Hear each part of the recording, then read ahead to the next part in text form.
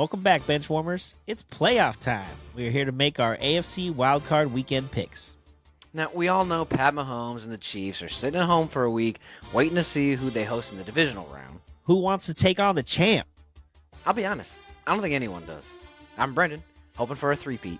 I'm Corey. The playoffs are here, and this is our view from the bench. Before we get started, if you're not already, don't forget to subscribe to the channel and hit that notification bell so you never miss any one of the new episodes. Also, if you could please do us the favor, if you like what you see here, please don't forget to smash that like button. Smash it for us. Come on. It's free. It's free for you. It's free for us. Helps out the channel a lot more than you probably think. Hell yeah. Before we get started, I just want to kind of fix my hat right here. Just kind of looking pretty cool with the, RV from the bench logo here on the hat. So thank you for that, my friend. Drop those off around Christmas time. So thank you for that. Got a shirt design working on too. So okay. More things to come, and we'll let you guys know if we can get you some as well. Perfect. Okay, well, like you said in the intro, playoffs are here, man. It's like a bittersweet thing, you know what I mean? It means that the NFL season is winding down, but it's also the best part of the NFL season. Now, if there's any season where the whole season's good, it's the NFL season, right? Yeah, pretty much. I mean, it's every game means the most because it's so scarce the amount of games that you have. The injuries pile up week on week. I mean, Detroit, even if they did as well as they did, they had like 11 starters they're missing from the beginning of the year to now. So it's crazy. Even Ezekiel Elliott's trying to get on a game here at the end and sign on with the Chargers. So anything? Yeah, that was kind of crazy. I literally logged on this evening after getting back from prayer night, and I was like, Ezekiel Elliott signed. How old is this post? Like, didn't he? Why is this at the top of my feed? Oh, wow, with the Chargers. Yeah, that was a good chance.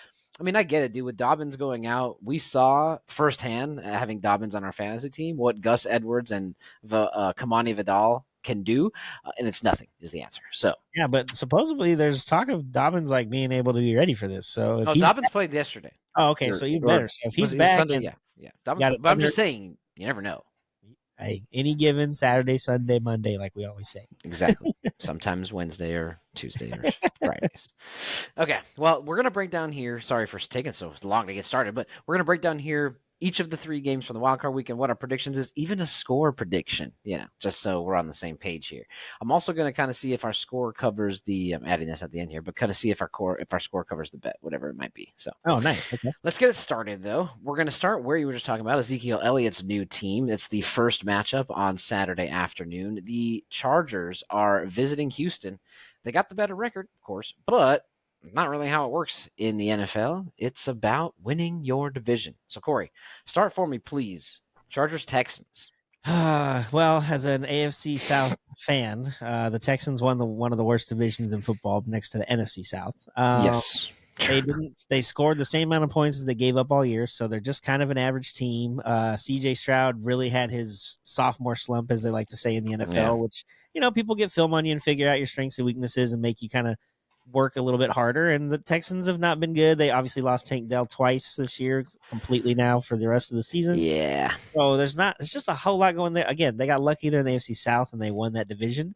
But I ultimately see the Bolts, like it's Charger up, right? Like we're going Charger. It's Jim Harbaugh. It's like, are we done Chargers being Chargers? Like, is this the change of the guard? I think it will be for at least 1 week. I can't make any promises going into, anything more. The divisional round, the wild card is, possible. But the divisional one, I can't promise. I'm going to add to it the injury woes. Not only has the sophomore slump really affected CJ Stroud, he lost Stephon Diggs really early in the season too. True. So no Diggs, no Dell. He's got Nico, which is arguably his favorite target, even though Tank Dell's his best friend. You saw him kind of crying after honestly, dude, that looked bad, bro. His knee got messed up. Yeah, it was not good. But yeah, I mean, to be honest with you, that's pretty much it. If the Texans kind of had a better season, I think I'd be a little bit more torn in this, but they kind of limped into the playoffs, like you said, just basically winning their division. It wasn't really the best follow-up to what was a really great season last year, in which nobody honestly expected them. A lot of people had the surging Browns with Joe Flacco going into Houston to do work, and we saw what happened last year. I unfortunately don't think Houston's going to get, unfortunately for Houston, don't think they're going to get as lucky this year. It's not 57-year-old Joe Flacco leading the cursed Browns. It's now the 27-year-old Justin Herbert leading the new Chargers. And this Harbaugh factor that you brought up, I think, is the main thing. It's just getting that like losing funk off of you kind of thing, getting that what do they always say? The culture, right? Yep. Bringing the culture to the team. And this team is tough, man. They're really good on defense. They can run the ball like crazy. And that's pretty much what you need to win championships. Again, I didn't say that they're going to move past this round, but I do have the Chargers winning this one. Do you have a score for me? Yeah, I think Houston's not gonna get shut out or anything. I think the No. Charger defense is a little more experienced than the offense is for them, but overall, Herbert was there when they blew the big lead against Jacksonville. So I don't think that going on the road or anything like that's gonna like get them any kind of shuck up, especially with Harbaugh. Like you said, Harbaugh's Yeah. the stir that mixes us all up and gets it going for them. So I think they The go in. elixir. I think the Chargers get out of there 27-17 with a win. Okay, that's pretty close. I don't think you have that. That's my score. You have Oh my gosh. 28-13. Oh wow, I'm looking at the wrong one. But that's okay. You do have them 28-13. I have them close. Thank you for letting me know what mine was. Yeah, that's what I was 27. trying to say. I Yeah, was no, I got you. Totally understand. Totally understand. I'm going 27-17. I do think it's going to be kind of close to 30 points for the Chargers. They're not really high scoring team. I don't think they're going to, be blowing people out. They most of the time are able to kind of kill you with the defense and the run game. So we both have the Chargers scoring about the same points and in the teens for Houston. We're fairly close. 28-13, 27-17. I just think that the Charger defense, Khalil Mack and Bosa, like those guys are like this is. It's I not feel Nick Bosa, but Joey's a no, decent, but it's second. still good. But I think they know like this is our shot. Like Harbaugh's here. Like you said, the culture has changed, or as he is famous for saying, the worm has turned. So they're here to do it and make a difference. I don't know. I don't think they're going to make a Super Bowl run or anything, but it would be cool if they got to the AFC title game. I mean, who's got it better than the Chargers? Hey. Nobody. Yeah. Okay. So, LA moving on. One Harbaugh to another. Yeah, let's move on to the next Saturday game. I mean, I understand they're in division. We see them play twice a year, every year. But gosh, Ravens, Steelers, these guys play all the damn time, right? And every single time it's like a 2-point game. It's insane. It doesn't matter how bad one team could be that year or how good the other is. Now, granted, obviously they're both in the playoffs this year, so they're both decent. But I feel like even when they're really separated, they're still a 3-point game. How do you see this one kind of breaking down a little bit? Start it off for me. Well, I'm with you there. I completely agree. Typically, these are very close games. I know the game they just played a couple weeks ago wasn't with Baltimore's win, but earlier in the year it was a low scoring, close affair. But if you look at the Steelers, they have completely fallen apart, especially on offense the last like 6 weeks or so. I don't think they've scored over 17 points since week 13 or 14. They are really, really struggling. Their defense is fine, but if their defense is out there all the time because the offense isn't doing anything, they're going to lose because they're going to get tired. And Baltimore with Derrick Henry and Lamar are going to run the ball. That's what they do. And as a Titan fan, of course, I'm rooting for King Henry. I want him to win the whole thing. So I'm kind of rooting for the Ravens this weekend. As far as my score, I'm going to let you explain who you think is going to win first before we Okay, yeah, thank you. It's Ravens. I mean, the Steelers look strong to start the season. They really did. Especially, a lot of people didn't have Justin Fields really looking that great. But he came out and started undefeated, I believe. I think he's 5-0, 6-0, something like that. I think lost one in there and then eventually got replaced by Russ. And they looked good when Russ came in. He was on a 3-game win streak. But they're going into the playoffs losing 4 straight. Literally the exact opposite of Baltimore, who's going into the playoffs winning 4 straight, and one of them over the Steelers in a recent, I think it was week 17, I think they played each other. Mm-hmm. So it looks like it. The Pitt offense just literally, they can't move the ball, bro. They can't. Even with Russ in, he's a better thrower of the ball than Justin Fields. Obviously, I believe that Tomlin agrees keeping him in here. But Laffy, I got to give it to you. You were right. Now, I don't think you were right completely because I think you think Justin Fields was going to be just like the next, I don't know, Lamar Jackson, but that wasn't going to happen. But you were right about Russ not being the answer. So I'll give that to you. Props to you, Laff. That's my bad. Again, the only actual concern I really have for the Ravens is Zay Flowers. His status is up in the air because he got hurt last week. So I think that's a little bit, kind of up in the air. But really, you mentioned it, the Lamar Jackson, Derrick Henry combination. NFL record 2,900 combined yards this year. Pittsburgh's not stopping that, dude. It doesn't really matter if Zay's in the game or not. They are going to shove it down their throat. So yeah, completely agree. And if they don't, and somehow Pittsburgh goes in there and gets a win, the Lamar chatter of not being able to win the big games is going to Yeah, louder. he needs to win this one. 100% with Or you. he has to have the game of his life and the defense completely Blows it. Yeah, Yeah. true. And Justin Tucker misses 2 field goals, Yeah, which exactly. honestly is possible this year. It's so weird to say. He's not great. So Yeah. Okay. Well, then, so you have Baltimore winning. Where are we at? okay, so as far as the score, I think Say Baltimore. your score. I'm just kidding. Yeah.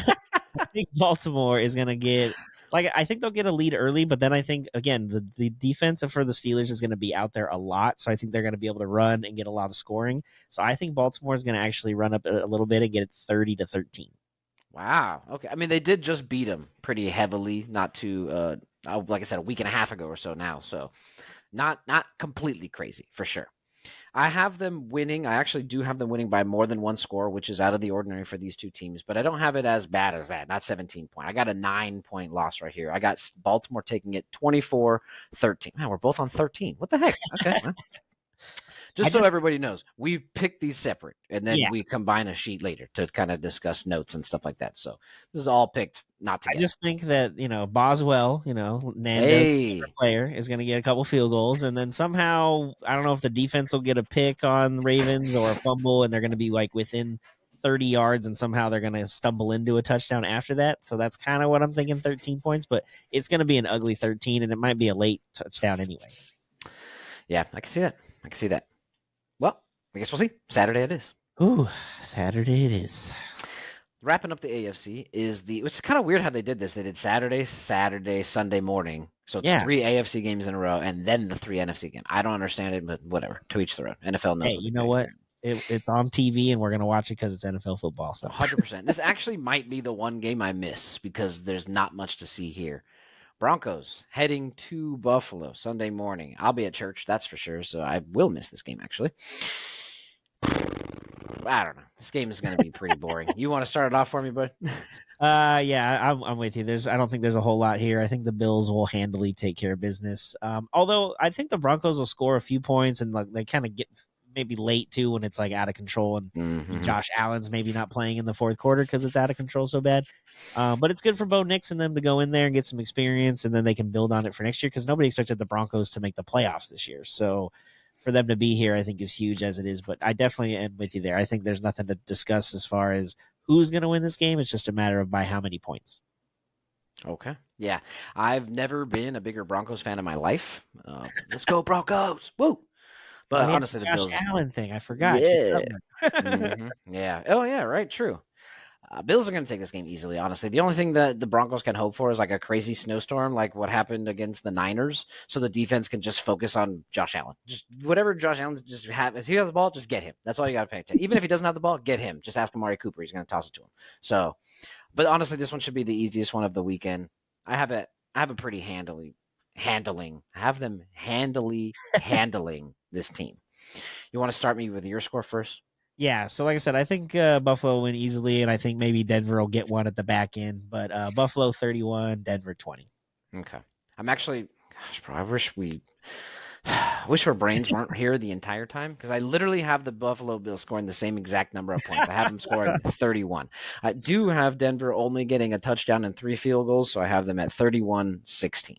All right. Well, again, we still have Buffalo winning. That's like the most important part at this point. And I have the feeling that's going to be the biggest spread as far as these 3 games, right? You'd be surprised because I'm about to rock those for you here. So we both, before we log off from the AFC side, we both had Chargers taking it. You had them winning by 15. I had them winning by 10. Spread is 2.5. Wow. Okay. So if you're betting, if you're following us and you're betting, take the Chargers to cover. You'd be surprised. This is actually the biggest spread. Steelers at Ravens. Really? Honestly, Ravens, I have them winning by 9. You have them winning by 17. The spread is 9.5. I would have them not covering. Okay. You would have them covering. All right. And Buffalo? The last one is you have them by 11. I have them by 15. The spread is 8.5. So we both see them covering this spread. All right. Wow, again, the Broncos just don't have it on offense. That's really their main thing. They're well coached and they're decent on offense. Their defense is really what's going to keep them in this game, but Buffalo can score the damn ball, though. We've seen them do it all season, and I don't. And again, Denver's defense is really good, but I don't think Josh Allen's going to waste this MVP caliber season he's in the middle of. And I just think that at the end of the day, it's going to be Mahomes and Allen in the AFC title game. I think that's what we're all expecting and waiting for at this point. Yeah, not what I'm hoping for. I'm hoping that somebody can. Honestly, really, one of the reasons why I was hoping the Bengals would sneak into the playoffs as that 7th seed, because I think they honestly, as much as their defense is trash, a shootout is something that is feasible for that team, and I think that's a not a kryptonite per se, but that's a weakness that could be exploited, and I think that the Bengals would be able to maybe not win, but definitely put up a better fight with the chances of winning. So that's kind of why I was hoping that would sneak in and kind of upset them. But I couldn't agree more. That's probably what it's going to be at the Arrowhead Invitational is Buffalo, Kansas City. We'll see. So Arrowhead Invitational, I like that. yeah. And that's Nick Wright. I can't take that credit. Nick Wright, obviously the huge Chiefs fan, but of course. yeah. So, but let us know down in the comments below. That's who we're picking on the AFC side. Who do you guys have moving on in these AFC matchups? And is Jim Harbaugh magic happening again? There's 2 Harbaughs moving on this week. Let us know on Instagram or Twitter at RVUFTB. And also check out our new reels that we've been posting on Instagram. We're trying to do little quizzes and kind of see who can catch each other off guard with some sports trivia. Yeah. Participate along. Let us know what your score was in the comments on those reels. Thank you as always for stopping by and seeing these from our view from the bench. I'm Brandon. And I'm Corey. Like we always say, enjoy the sports until we talk again. Peace.